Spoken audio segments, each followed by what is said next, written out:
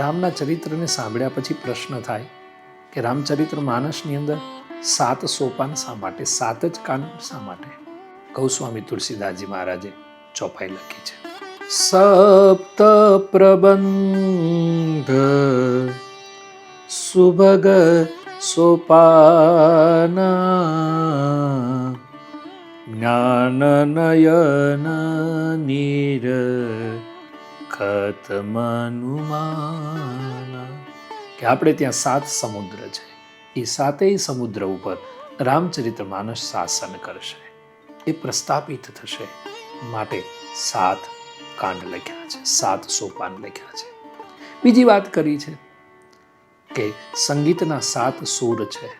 રામચરિત્ર માનસનો શ્લોક, દોહો, છંદ, ચોપાઈ કોઈ પણ સૂરથી ગઈ શકાય, માટે 7 સોપાન લખ્યા છે. ત્રીજી વાત કરી છે કે અઠવાડિયાના દિવસો 7 છે. કોઈ પણ દિવસે રામચરિત્ર માનસની કથાનો પ્રારંભ કરી શકાય અથવા તો સાંભળી શકાય, માટે 7 સોપાન લખ્યા છે. દશાવતારમાં ભગવાન રામ 7મા અવતાર તરીકે જન્મ્યા છે, માટે 7 સોપાન લખ્યા છે. અને છેલ્લે આપણી જ્યોતિષ શાસ્ત્ર અનુસાર ભગવાન રામની રાશિ તુલા રાશિ 7મી છે, માટે 7 કાંડ 7 સોપાન લખ્યા છે.